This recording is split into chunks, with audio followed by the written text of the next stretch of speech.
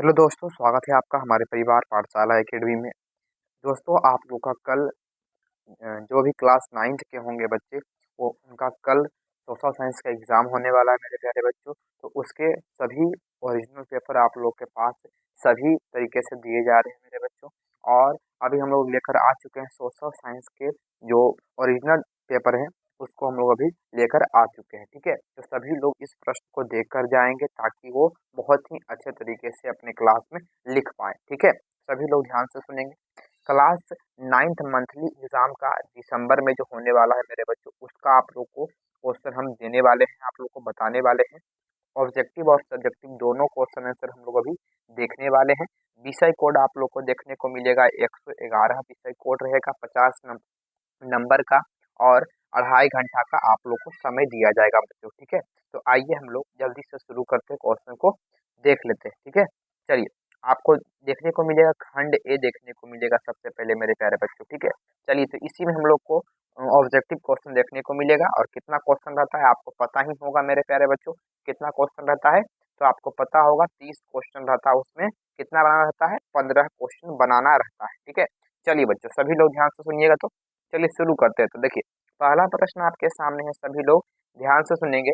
Vasco D gamma कहाँ का यात्री था? सभी लोग बताएंगे। तो इसका उत्तर होगा आपका पुर्तगाल, ठीक है, याद रखेंगे। चलिए, दूसरे नंबर प्रश्न में, यूरोप वासियों ने दिशा सूचक यंत्र का उपयोग किसने सिखाया? यूरोप वासियों को दिशा सूचक, है ना, जो यंत्र होता है उसको किसने सिखाया था बच्चों? आप लोग इसको याद रखेंगे। किस देश के लोगों ने सिखाया था? तो याद रखेंगे, अरबों के द्वारा सिखाया गया था, ठीक है। अरबों के द्वारा आप लोग का सिखाया गया था, याद रखेंगे, ठीक है। चलिए, अगला सवाल बच्चों, अगला प्रश्न आपके सामने है, सभी लोग ध्यान से सुनेंगे। देखिए, अगला है, तीसरा नंबर प्रश्न आपके सामने है, धर्म युद्ध हुआ था, बताइए आप लोग। धर्म युद्ध किसके किसके बीच हुआ था बच्चों? है ना, तो याद रखेंगे आप लोग। धर्म युद्ध जो है वो ईसाइयों और तुर्कों के बीच हुआ था, याद रखेंगे, ठीक है। चलिए, चौथे नंबर प्रश्न में जल्दी से बढ़ जाते हैं बच्चों। चौथा नंबर आपके सामने प्रश्न है, सभी लोग देखेंगे कि चौथा नंबर प्रश्न है, कोलंबस मूल निवासी था, बताइए आप लोग कहाँ का निवासी था? तो आप लोग याद रखिए, कोलंबस जो है जो बच्चों, यह जो है आप लोग याद रखेंगे कहाँ का निवासी था मेरे प्यारे बच्चों? याद रखेंगे, जेनेवा का मूल निवासी था, याद रखेंगे। ऑप्शन नंबर आपका सी हो जाएगा। चलिए, अगला प्रश्न है, 5 नंबर है, हेनरी द, है ना, नेविगेटर राजा था, बताइए आप लोग। हेनरी द नेविगेटर जो राजा था वो कहाँ का था? पुर्तगाली था, याद रखेंगे आप लोग। चलिए, अगला प्रश्न है बाबू, 6 नंबर प्रश्न है, एस्ट्रोलोब किस प्रकार का यंत्र था? तो आप कहेंगे अक्षांशी बताने वाला यंत्र था, ऑप्शन नंबर आप लोग सी लगा देंगे, ठीक है। चलिए, अगले प्रश्न में बढ़ते हैं बाबू। अगला प्रश्न है आपके सामने, देखिए, अगला प्रश्न है आपके सामने, सभी लोग देखेंगे। 7 नंबर प्रश्न है, क्वेश्चन नंबर 7 है बच्चों, कि कैरोलियन सम्राट का, है ना, साम्राज्य का सम्राट कौन था बच्चों? सभी लोग बताएंगे। आप सभी लोग कहेंगे कैरोलिन साम्राज्य का जो सम्राट था वो कौन था बच्चों? आप लोग कहेंगे कौन था बच्चों? शार्लमा था, ठीक है, शार्लमा था। ऑप्शन नंबर आप लोग भी लगाएंगे बच्चों। चलिए, अगला सवाल बच्चों, अगला है आपके सामने, सभी लोग देखेंगे बच्चों इस प्रश्न को। 8 नंबर प्रश्न आपके सामने है, कि फ्रांस के पूर्व, है ना, देखिए, फ्रांसीसी क्रांति के पूर्व फ्रांस की शैक्षणिक व्यवस्था पर किसका अधिकार था बच्चों? है ना, तो चर्चों का अधिकार था, ऑप्शन नंबर ए लगाएंगे। आप लोग आगे बढ़ेंगे। देखिए, 9 नंबर प्रश्न आपके सामने है, जर्मनी को द्वितीय विश्व युद्ध में किसने पराजित किया था बच्चों? सभी लोग ध्यान दीजिएगा, जर्मनी को द्वितीय विश्व युद्ध में किसने पराजित किया था बच्चों? आप कहेंगे रूस ने पराजित किया था। अगला प्रश्न आपके सामने है बच्चों, देखिए, अगला प्रश्न बाबू आपके सामने है, अमेरिका ने हिरोशिमा पर बमबारी कब की थी? अमेरिका ने हिरोशिमा पर बमबारी कब की थी बच्चों? जल्दी से आप लोग लिखिएगा फटाफट से। तो कब किया गया था? ठीक है, कब किया गया था जल्दी बताइएगा बाबू। तो 6 अगस्त को किया गया था, ऑप्शन नंबर आप लोग ए याद रखेंगे। चलिए बाबू, अगला सवाल है आपके सामने, सभी लोग ध्यान देंगे। देखिए, 11 नंबर प्रश्न आपके सामने है, हिटलर का जन्म कहाँ हुआ था बच्चों? तो आप कहेंगे ऑस्ट्रिया में हुआ था, ऑप्शन नंबर आप लोग डी लगाएंगे। अगला प्रश्न है, नाजीवादी पार्टी का प्रतीक चिन्ह क्या था बच्चों? ये बताइएगा आप लोग। नाजीवादी पार्टी का जो प्रतीक चिन्ह है वह क्या था बच्चों? आप कहेंगे, है ना, स्वास्तिक, ठीक है, स्वास्तिक था बच्चों, सॉरी, स्वास्तिक था, याद रखेंगे। ऑप्शन नंबर आपका बी बिल्कुल सही होने वाला है। चलिए, अगला सवाल बच्चों आपके सामने है, सभी लोग ध्यान दीजिएगा फटाफट से, सभी लोग ध्यान से सुनेंगे। भारतीय वन अधिनियम कब पारित हुआ बच्चों, सभी लोग बताइएगा जल्दी से। आप लोग याद रखेंगे 1865 में, राइट आंसर 13 का हो जाएगा। चलिए अगला सवाल 14 नंबर प्रश्न है, तिलका मांझी का जन्म किस ईस्वी में हुआ था? तिलका मांझी का जन्म किस ईस्वी में हुआ था? 14 का ए नंबर ऑप्शन बिल्कुल करेक्ट होगा, 1750 में हुआ था बच्चों। चलिए अगला सवाल आपके सामने है, 15 नंबर प्रश्न आपके सामने है बच्चों। अगला प्रश्न है कि भारत के मुख्य भाग की सही देशांतरीय विस्तार कहाँ है बच्चों? तो ऑप्शन नंबर आप लोग का ए बिल्कुल करेक्ट होने वाला है, याद रखिएगा। चलिए अगला सवाल बच्चों, अगला सवाल आपके सामने है, देखिए अगला है आपके सामने 16 नंबर प्रश्न आपके सामने है, भारत की मुख्य भूमि का पूर्व पश्चिम विस्तार कितना किलोमीटर का है बच्चों? आप लोग कहेंगे है ना 29-33 किलोमीटर का है, ऑप्शन नंबर डी आपका 16 का हो जाएगा। चलिए 17 नंबर प्रश्न है आपके सामने, नीलगिरी किसका अंग है? बताइए आप लोग जल्दी से बच्चों, नीलगिरी किसका अंग है, ये जल्दी से बताएंगे आप लोग, क्या होगा राइट आंसर आप लोग का? ठीक है, तो आप लोग इसको याद रखेंगे, नीलगिरी जो है वो पश्चिमी घाटी का एक अंग माना गया है, ऑप्शन नंबर आप लोग बी लगाकर आगे बढ़ेंगे। ठीक है, चलिए अगला प्रश्न बाबू आपके सामने है, 18 नंबर प्रश्न आपके सामने है। मेरे प्यारे बच्चों सभी लोग देखेंगे, सभी लोग इसको देखेंगे कि कश्मीरी घाटी किसके बीच स्थित है? बताइए आप लोग, कश्मीरी घाटी किसके बीच स्थित है? तो जास्कर और पीर पंजाल के बीच स्थित है, ऑप्शन नंबर आप लोग का बी बिल्कुल सही होने वाला है बच्चों। चलिए अगला सवाल आपके सामने है बच्चों, 19 नंबर प्रश्न आपके सामने है, बांग्लादेश को स्वतंत्रता किस वर्ष मिली? मतलब स्वतंत्र कब हुआ बांग्लादेश बच्चों? आप सभी लोग क्या बोल रहे हैं फटाफट से बताइए, बांग्लादेश को स्वतंत्रता कब मिली मेरे बच्चों? सभी लोग बताएंगे आप लोग, तो ऑप्शन नंबर आपका डी बिल्कुल, सॉरी बाबू, ऑप्शन नंबर आपका बी बिल्कुल सही होने वाला है, याद रखिएगा। ठीक है, चलिए अगले प्रश्न में जल्दी से बढ़ जाते हैं हम लोग, सभी लोग ध्यान दीजिएगा बच्चों।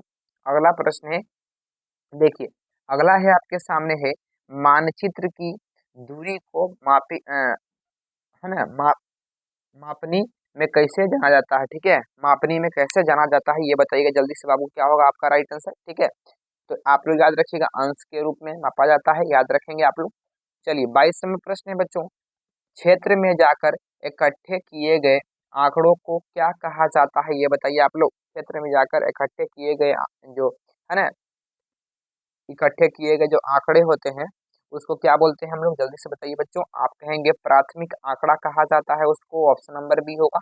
चलिए आगे बढ़ते हैं, देखिए इस प्रश्न को बहुत ही अच्छा प्रश्न है प्यारे प्यारे बच्चों, 20 नंबर प्रश्न है, रेखीय मापक में 100वें भाग की दूरी किस मापक के द्वारा मापी जा सकती है? ये बताइए बाबू आप लोग, क्या होने वाला है राइट आंसर इसका? जल्दी बताएंगे बाबू आप लोग, क्या होगा आपका राइट आंसर? ठीक है, तो आप लोग याद रखेंगे। ठीक है, आपका राइट आंसर ऑप्शन सी हो जाएगा, बिल्कुल याद रखेंगे मेरे प्यारे बच्चों। ठीक है, आप लोग याद रखिएगा। चलिए अगला सवाल आपके सामने है, 23 नंबर प्रश्न बाबू आपके सामने है, सभी लोग देखेंगे कि भूगोल में क्षेत्रीय अध्ययन है, बताइए आप लोग, भूगोल में क्षेत्रीय अध्ययन किसको कहा जाता है बच्चों? तो एक उपागम, ठीक है, एक उपागम याद रखेंगे आप लोग बच्चों। ठीक है, चलिए अगला सवाल आपके सामने है, 24 नंबर है, भोपाल शहर किस राज्य में स्थित है? बताइए आप लोग, भोपाल जो है बच्चों वो मध्य प्रदेश में स्थित है, ऑप्शन नंबर डी आपका हो जाएगा। ये बिल्कुल ओरिजिनल पेपर आप लोग को, ओरिजिनल पेपर आप लोग को कराए जा रहे हैं मेरे प्यारे बच्चों, सभी लोग इसको देख कर जाएंगे और लास्ट में आप लोग को हम बताएंगे सब्जेक्टिव के बारे में। और डेली इसी प्रकार से आप लोग को जो क्वेश्चन है वो मिलते रहे, तो आप लोग चैनल को सब्सक्राइब कर लीजिएगा। ठीक है, सब्जेक्टिव आपको हम लास्ट में बताएंगे कैसे आपको देखना है। ठीक है, चलिए आगे बढ़ते हैं बच्चों, आगे बढ़ते हैं, इसका उत्तर बोलेंगे 25 नंबर प्रश्न का, जल्दी से उत्तर बोलेंगे बाबू कि है ना, थर्मो न्यूक्लियर बम ब्लास्ट किस वर्ष कराया गया था बच्चों? तो आप कहेंगे 1998 में कराया गया था, ऑप्शन नंबर आपका ए हो जाएगा बच्चों। चलिए अगला सवाल है, 26 नंबर प्रश्न आपके सामने है, बताइएगा इसका उत्तर क्या होगा। भीड़ वाली सड़कों पर किस प्रकार की आपदा की आशंका बनी रहती है बच्चों? सभी लोग बताइएगा, भीड़ वाली जो सड़क होती है उस पर किस प्रकार की आपदा का जो है ना आशंका होता है बच्चों? दुर्घटना हो सकती है, याद रखेंगे, ऑप्शन नंबर आपका सी हो जाएगा। चलिए क्वेश्चन नंबर 27 आपके सामने है, सभी लोग देखेंगे, आपदा किस प्रकार आती है? 27 नंबर का उत्तर बोलिए। आप कहेंगे पूर्व, है ना, मतलब कि सूचना से पूर्व। ठीक है ना, क्या बोलिएगा आप लोग, ये पूर्व सूचना दिए बिना। ठीक है, याद रखेंगे, ऑप्शन नंबर आपका बी होगा। ठीक है, चलिए आगे बढ़ते हैं अगले सवाल में, सभी लोग ध्यान से सुनेंगे बच्चों। अगला प्रश्न है आपके सामने मेरे बच्चों, है ना। 28 नंबर प्रश्न आपके सामने है, सभी लोग ध्यान से सुनिएगा। प्रश्न अगला कहता है कि अमेरिका द्वारा, है ना, सार्वभौम वयस्क मताधिकार किस वर्ष प्राप्त किया गया, है ना, किस वर्ष अपनाया गया अमेरिका के द्वारा। सभी लोग बताएंगे मेरे प्यारे बच्चों। आप कहेंगे 1965 में अपनाया गया, याद रखेंगे आप लोग।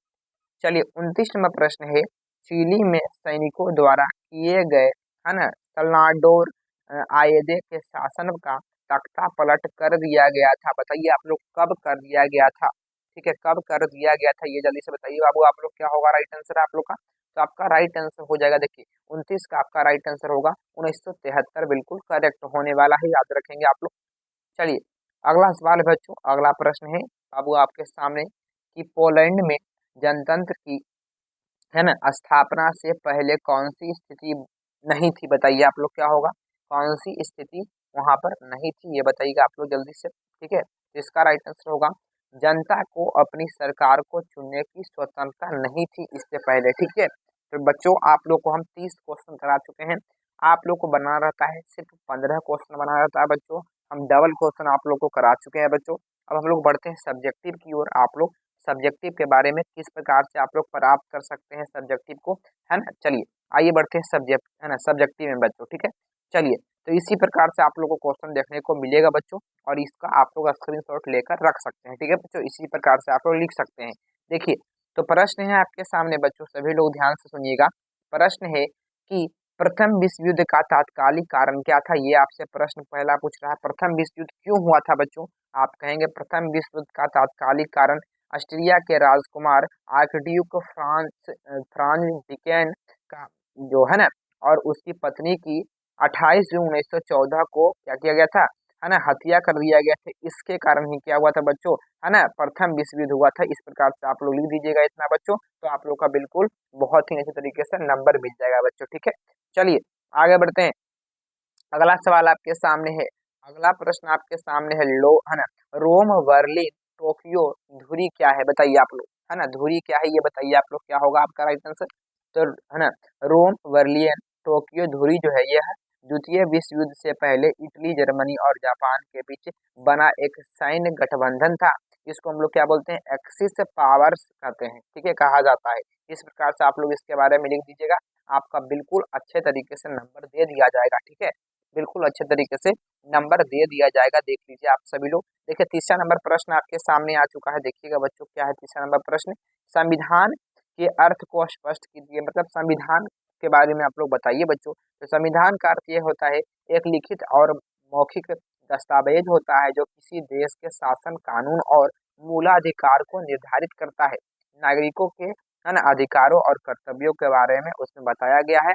और हमारे देश में भारत का जो संविधान है वो 26 जनवरी 1950 को लागू किया गया था। इस प्रकार से लिख दीजिएगा, बहुत ही अच्छे तरीके से, बहुत अच्छा भी लग रहा है पढ़ने में। इसी प्रकार से हम लोगों ने लिख कर लाया है, ठीक है, याद रखेंगे आप लोग। चलिए तो इसी प्रकार से आप लोग को ये सब जो है ना, ये जो सब्जेक्टिव क्वेश्चन है, बहुत सारा सब्जेक्टिव क्वेश्चन लीजिए, आप लोग स्क्रीनशॉट ले सकते हैं ऐसे, है ना, सभी का स्क्रीनशॉट ले सकते हैं कुछ कुछ देर में, ठीक है। ऐसे आपको बता देते हैं कि ये कहाँ मिल सकते हैं आप लोग को।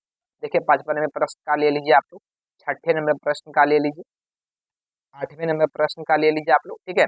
और इस प्रकार से आप लोग लेने के बाद क्या करेंगे, आप लोग को जब डायरेक्ट लेना पड़ेगा, मतलब आप लोग को सब्जेक्टिव लेना है, तो आप लोग जाकर, है ना, टेलीग्राम से जुड़ सकते हैं, पाठशाला एकेडमी लिख सकते हैं। टेलीग्राम चैनल जो है पाठशाला एकेडमी लिखिएगा, सबसे पहले आपका सर्च में आएगा, ठीक है। तो पाठशाला एकेडमी आप लोग लिखिएगा, पाठशाला एकेडमी, एकेडमी क्लास 10th लिखिएगा, आप लोगों का सबसे पहले वही चैनल आ जाएगा, ठीक है। और उस पर आप लोग जाकर ज्वाइन होकर देख सकते हैं, ठीक है। तो थैंक यू, मिलते हैं अगले आपके वीडियो में बच्चों।